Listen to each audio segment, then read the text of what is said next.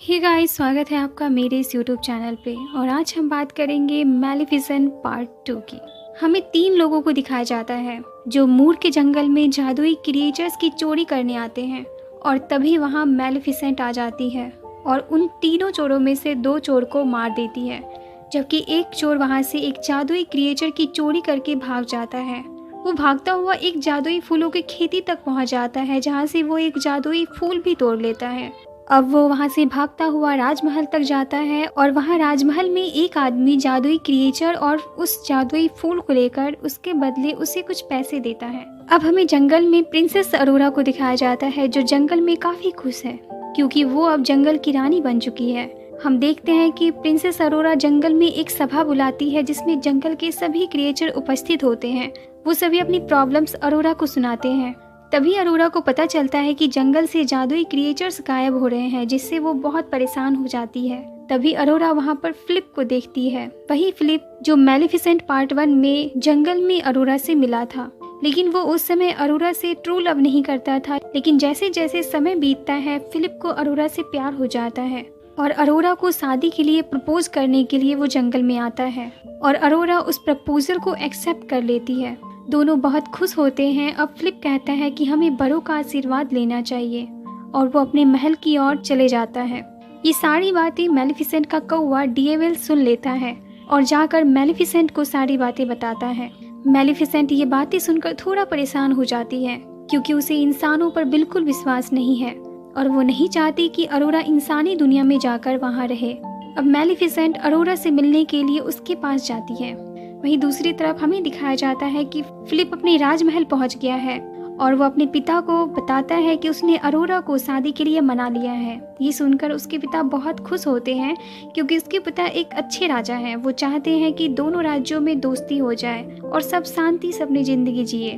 लेकिन फिलिप की माँ को ये बात बिल्कुल पसंद नहीं आती। वो फिर भी खुश होने का दिखावा करती है और कहती है कि मैलेफिसेंट को आज रात डिनर पर बुलाया जाए। अब मैलेफिसेंट अरोरा से मिलने आती है और अरोरा मैलेफिसेंट से कहती है कि फिलिप मुझसे शादी करना चाहता है, लेकिन मैलेफिसेंट नहीं मानती। अरोरा उससे कहती है कि आप फिलिप को एक मौका तो दीजिए, आप जान जाएंगी कि वो एक अच्छा लड़का है और बहुत ही समझदार है। आज महाराज और महारानी ने हमें डिनर पर बुलाया है। मैलेफिसेंट कहती है, तुम चाहती हो मैं उन लोगों से मिलूं जिनके दिल में मेरे लिए कोई जगह नहीं है, मैं उनसे मिलने क्यों जाऊं? इस पर अरोरा कहती है क्योंकि हमारे बीच रिश्ता हो रहा है। अरोरा के बार बार रिक्वेस्ट करने पर मैलेफिसेंट मान जाती है। वहीं हमें दूसरी तरफ दिखाया जाता है कि फिलिप की माँ जो कि रानी थी, वो एक सीक्रेट कारखाने में जाती है जो एक लोहे का कारखाना होता है और वो वहाँ से सीधे एक लैब में जाती है जहाँ हमें वही क्रिएचर और जादुई फूल दिखाई देते हैं जिसे मूर रियासत से चोरी करके लाया गया था, जिस पर एक अजीब सा क्रिएचर जैसा आदमी एक्सपेरिमेंट कर रहा होता है और रानी उससे बोलती है जल्दी करो, वक्त बहुत कम है। यहाँ हमें समझ नहीं आता कि रानी क्या करना चाहती है। अब सीन चेंज होता है और हम देखते हैं कि मैलेफिसेंट, उसका कौवा डीएवेल और अरोरा, जो कि आज बहुत ही प्यारी लग रही थी, तीनों राजमहल की ओर जाते हैं। जैसे ही तीनों राजमहल में प्रवेश करते हैं, लोग मैलेफिसेंट को देखकर डर से भागने लगते हैं। कुछ लोग तो हथियार भी निकाल लेते हैं। मैलेफिसेंट ये सब देख रही होती है लेकिन किसी को कुछ नहीं कहती और एंजॉय करती हुई आगे बढ़ती है और राजमहल में प्रवेश करती है। अब वो राजा और रानी से मिलते हैं। इसके बाद सभी डिनर स्टार्ट करते हैं।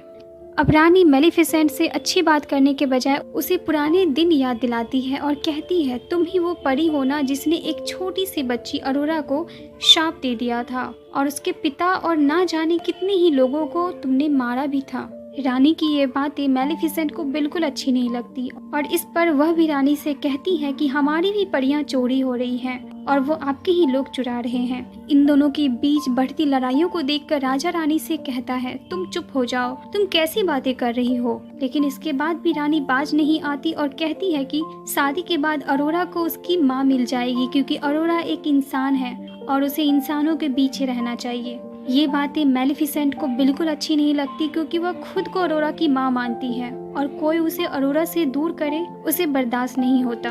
और अब मैलेफिसेंट अपने पर फैलाकर गुस्से से खड़ी हो जाती है। और एक ग्रीन एनर्जी मैलिफिसेंट के पर से निकलती है, जिसके कारण वहाँ खड़े लोग दूर जाकर गिर जाते हैं। अब रानी मौका का फायदा उठाकर राजा के पीछे छुप जाती है और राजा पर चुपके से हमला कर देती है और मैलिफिसेंट पर आरोप लगाती है कि राजा को मैलिफिसेंट ने श्राप दे दिया। तभी अरोरा मैलिफिसेंट से कहती है, यह आपने क्या किया? आप किसी को भी श्राप दे देती हैं। आप अपना श्राप वापस लीजिए। मैलिफिसेंट कहती है, अरोरा तुम्हें भी लग रहा है कि मैंने श्राप दिया है, लेकिन मैंने इन्हें कोई श्राप नहीं दिया। लेकिन रानी जोर जोर से चिल्लाकर बार बार यह बात कह रही होती है कि मैलिफिसेंट ने राजा को श्राप दे दिया। अरोरा इंसानों की चालाकी से बिल्कुल अनजान थी। वो रानी के बातों में आ जाती है। मैलिफिसेंट अरोरा से कहती है, तुम मेरे साथ चलो, लेकिन अरोरा मना कर देती है और वहीं रह जाती है। मैलिफिसेंट अरोरा से नाराज होकर वहां से चली जाती है। अब हम देखते हैं कि जैसे ही मैलिफिसेंट बाहर निकलती है, रानी के इशारे पर एक लड़की मैलिफिसेंट पर आयरन बुलेट से हमला कर देती है, जिससे मैलिफिसेंट समुद्र में गिर जाती है। वहीं हमें दूसरे सीन में दिखाया जाता है कि राजा के आसपास सभी खड़े हैं। रानी, फिलिप और अरोरा भी। सभी राजा की हालत को देखकर बहुत परेशान हैं। तभी फिलिप अपनी माँ से कहता है, आप प्लीज पिताजी के माथे पर किस करिए। आप उनकी वाइफ है ना, तो आप उनसे सच्चा प्यार करती है। हो सकता है आपके ट्रू लव के कारण वो फिर से अच्छे हो जाएं। लेकिन रानी मुंह बनाने लग जाती है, क्योंकि वो तो राजा से बिल्कुल प्यार नहीं करती। उसने लालच में राजा से शादी की थी, लेकिन फिर भी उसे मजबूरन राजा के माथे पर किस करना पड़ता है। लेकिन राजा पर उसका कोई फर्क नहीं पड़ता। यह सब देखकर अरोरा फिलिप से कहती है, मुझे जंगल जाकर मैलिफिसेंट से बात करनी होगी कि वो ये श्राप वापस ले ले। अब अरोरा जंगल की ओर जाती है और अब वहाँ पहुंचकर उसे पता चलता है कि मैलिफिसेंट तो जंगल आई ही नहीं। अब हम देखते हैं कि वो लड़की जिसने मैलिफिसेंट पर आयरन बॉल से वार किया था, वो समुद्र पर नजर रखे हुए हैं कि मैलिफिसेंट निकले और वो दोबारा उस पर हमला कर सके। तभी हमें दिखाया जाता है कि पानी में डूबते हुए मैलिफिसेंट को एक बड़ा सा क्रिएचर, जो कि मैलिफिसेंट के जैसा ही है, वो मैलिफिसेंट को लेकर उड़ जाता है और उसे एक अलग ही जगह लेकर चले जाता है। वो लड़की ये सारी बातें आकर रानी को बताती है और इस पर रानी कहती है, मैलिफिसेंट अब अकेली नहीं है, जंग की तैयारी करो। और अब रानी के सैनिक युद्ध की तैयारी में लग जाते हैं, क्योंकि रानी ने सभी को ये कहकर भड़का दिया है कि मैलिफिसेंट ने राजा को श्राप दे दिया और सभी युद्ध की तैयारी में जुट जाते हैं। हमें दिखाया जाता है कि मैलिफिसेंट बेहोश थी। वो जगती है तो देखती है उसे बहुत ही गहरी चोट लगी है और वो खुद को एक अलग ही जगह पर पाती है। उसे किसी की आवाज आती है। वो जाकर देखती है तो वहाँ कुछ जीव होते हैं जिसके मैलिफिसेंट के जैसे ही सिंह और पर होते हैं और वो कह रहे होते हैं कि हमें अब इंसानों पर आक्रमण करना होगा। तभी मैलिफिसेंट वहां आ जाती है और कहती है, तुम लोग कौन हो? वे लोग जानते हैं कि मैलिफिसेंट बहुत ही पावरफुल परी है और वो इंसानों की इस लड़ाई में मैलिफिसेंट का साथ चाहते हैं। इनमें से एक मैलिफिसेंट से कहता है, चलो मैं तुम्हें कुछ दिखाता हूँ, और वो उसे लेकर अपने साथ एक गुफा जैसी सुरंग में चले जाते हैं, जहाँ बहुत ही बड़ी बस्ती होती है परियों की।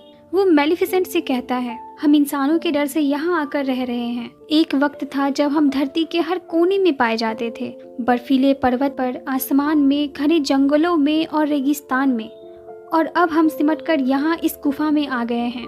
वह कहता है, हमारे बच्चे को उड़ने के लिए पंख तो मिले हैं, लेकिन इन्हें वो आसमान नहीं मिला। इस पर मैलिफिसेंट कहती है, इन्हें आसमान मैं दूंगी। अब वो मैलिफिसेंट को उस गुफा के सबसे निचले हिस्से में ले जाता है, जहाँ एक स्केलेटन जैसा स्ट्रक्चर होता है। वो उसे देखकर मैलिफिसेंट से कहता है कि ये तुम्हारे पूर्वज है और तुम्हारी रगों में इन्हीं का खून दौड़ रहा है, तुम बहुत पावरफुल हो।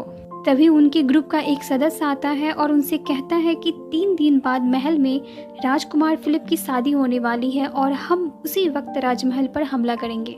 दूसरी तरफ हमें दिखाया जाता है कि प्रिंसेस अरोरा महल आ जाती है और उसके साथ जंगल का एक क्रिएचर छुपकर वहां आ जाता है। अब वो मैजिकल क्रिएचर उसी जगह पर जाता है जिस जगह पर इससे पहले मैजिकल क्रिएचर को लाया गया था। अब वो अजीब सा दिखने वाला आदमी उसे भी कैद कर लेता है। अब अरोरा रानी से मिलती है और कहती है, मैं उन्हें ढूंढ नहीं पाई। और इस पर रानी उसे कहती है, तुम फिलिप से प्यार करती हो ना, तो बस बाकी सब तुम भूल जाओ। ये कहकर वो अरोरा को अपने गले से लगाती है। अब राजमहल से मूर रियासत के सभी वासी को यह संदेश भेजा जाता है कि 3 दिन बाद मूर देश की रानी अरोरा और हमारे राजकुमार फिलिप की शादी है, तो आप सभी को जरूर आना पड़ेगा। दरअसल ये सब रानी की चाल होती है कि वो जंगल के सभी जीव को बंदी बना लेना चाहती है और मैलिफिसेंट को मारकर पूरी तरह से मूर रियासत पर कब्जा कर लेना चाहती है। अब हमें दिखाया जाता है वो अजीब सा दिखने वाला आदमी जो रानी के इशारों पर काम कर रहा था, वो जादुई फूलों से एक पाउडर बनाता है जिससे परियां भस्म हो जाती है। ये देखकर रानी बहुत खुश होती है और कहती है आखिरकार मूर रियासत हमारा होगा, खत्म कहानी परियों की। लेकिन वो आदमी कहता है कि इसके लिए हमें हजारों जादुई फूल चाहिए और रानी अपने सैनिकों को जंगल में जादुई फूल लेने के लिए भेजती है। जैसे ही सैनिक जंगल में जादुई फूल लेने जाते हैं, अब वो अपने 2 साथियों के साथ जंगल में आती है और कुछ सैनिक छुपकर उन पर आयरन बॉल से हमला कर देते हैं। इसी बीच मैलेफिसेंट का एक साथी घायल हो जाता है। वो उसे लेकर वापस जाते हैं लेकिन उनकी मौत हो जाती है। अब हमें अगली सुबह दिखाया जाता है कि अरोरा और फिलिप की शादी की तैयारियां शुरू हो जाती है और मूर रियासत के सभी जीव उनमें शामिल होने के लिए आने लगते हैं। तभी हम देखते हैं कि फिलिप अरोरा से मिलने आता है और उसे एक जादुई फूल देता है और अरोरा उसे पूछती है कि तुम्हें ये कहाँ से मिला, तो वो कहता है कि ये माँ के कमरे से मिला। अरोरा को यह कुछ ठीक नहीं लग रहा। वो रानी के कमरे में जाती है और खुफिया रास्ते का पता अरोरा को चल जाता है जिसके नीचे रानी अपने सारे काम करवाती थी। अरोरा नीचे जाती है तो उसे वहाँ स्पिनिंग व्हील दिखाई देता है, जिसके पास जाते ही अरोरा को सब कुछ पता चल जाता है कि शाप मैलेफिसेंट ने नहीं दिया बल्कि इन सब के पीछे रानी का हाथ है। तभी अरोरा को वहाँ कैद परियां दिखती है। वो आदमी अरोरा को रोकता है। इस पर अरोरा कहती है कि इन लोगों ने तुम्हारे भी पंख काट दिए, इन्हें छोड़ दो क्योंकि ये इनका घर नहीं है। तभी महारानी वहाँ आ जाती है। वो अरोरा से कहती है जब मैं छोटी थी तो हमारी रियासत मूर रियासत की सीमा से लगी हुई थी, लेकिन मैलेफिसेंट और मूर रियासत के सभी जीवों ने हमारी रियासत को बहुत नुकसान पहुँचाया। इसमें मेरे पिता मारे गए और जब मेरे भाई जंगल में उनसे सुलह करने गए तो उन क्रिएचर्स ने मेरे भाई को भी मार दिया और मैं अकेली रह गई। और फिर मेरी शादी यहाँ के राजा से कर दी गई, लेकिन मैं उनसे प्यार नहीं करती। वो अरोरा से कहती है मैं तुम सबसे बदला लेकर रहूंगी और अपने सैनिकों से कहती है कि अरोरा को एक रूम में बंद कर दो।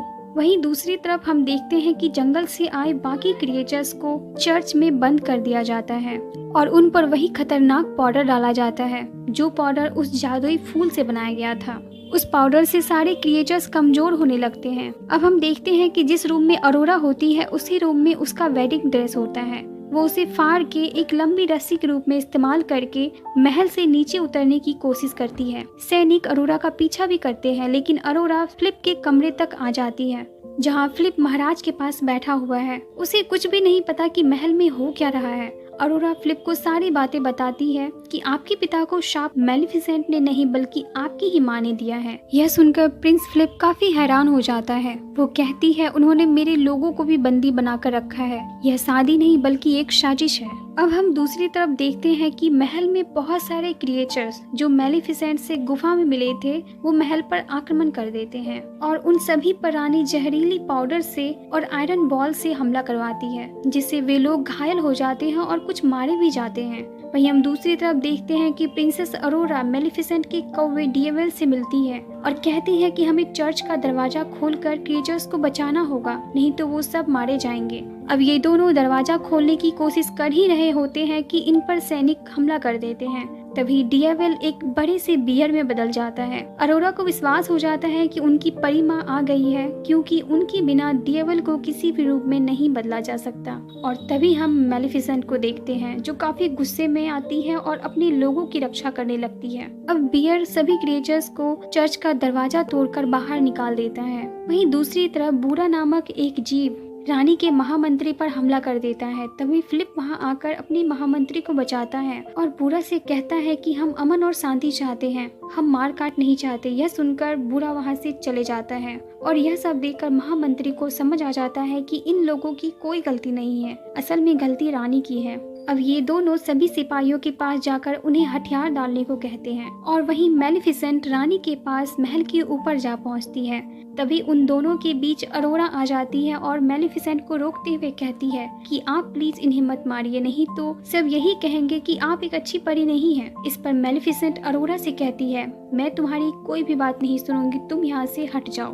तभी अरोरा रोते हुए मैलेफिसेंट से कहती है प्लीज परी माँ ऐसा मत करिए। अरोरा के मुंह से माँ शब्द सुनकर मैलेफिसेंट शांत हो जाती है। माँ बेटी के बीच हो रही बातों का फायदा उठाकर रानी मैलेफिसेंट पर जहरीली पाउडर वाले तीर से हमला कर देती है, जो मैलेफिसेंट को लग जाती है और वो छोटे छोटे पार्ट्स में बिखर जाती है और यह देखकर अरोरा बहुत रोने लगती है और रानी खुश होकर कहती है, अब तुम लोगों की मेलिफिसेंट नहीं रही, अब मैं तुम सब पर राज करूंगी। तभी हम देखते हैं कि अरोरा के आंसू जो मेलिफिसेंट के पार्ट्स पर गिरते हैं, तभी मेलिफिसेंट दोबारा से जिंदा हो जाती है, लेकिन वो अपना रूप बदल लेती है। उनके पर अब और भी ज्यादा बड़े हो गए हैं और वो एक भयानक पक्षी का रूप धारण कर लेती है। रानी बदले की आग में अरोरा को महल के ऊपर से धक्का दे देती है, तभी मेलिफिसेंट अरोरा को बचा लेती है। प्रिंस फिलिप को अपनी माँ के बारे में सब कुछ पता चल गया था। अब मेलिफिसेंट अरोरा और फिलिप की शादी के लिए खुशी खुशी मान जाती है। पूरे राजमहल में अब सब बहुत ही खुश है।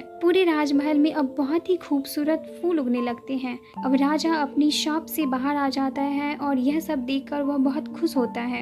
इधर मेलिफिसेंट रानी को एक बकरी में बदल देती है। अब मेलिफिसेंट बोरा से कहती है, तुम लोग बहुत अच्छे हो और तुम लोग हमारे साथ रह सकते हो। आखिरकार फिलिप और अरोरा की शादी हो जाती है। अब ये दोनों किंगडम एक हो जाते हैं। शादी के दूसरे दिन मेलिफिसेंट अरोरा से मिलने जाती है और कहती है, मैं अब तुमसे मिलने तब आऊंगी जब तुम्हारा एक क्यूट सा बेबी होगा। और यह कहकर वो अपनी रियासत चले जाती है। कहानी के आखिर में हमें दिखाया जाता है कि परियों के वो बच्चे जिन्हें उड़ने के लिए कभी खुला आसमान नहीं मिला था, वो अब खुले आसमान में पंख फैलाकर उड़ रहे हैं और अब सब बहुत खुश हैं। और अब इसी के साथ इस मूवी का द एंड होता है।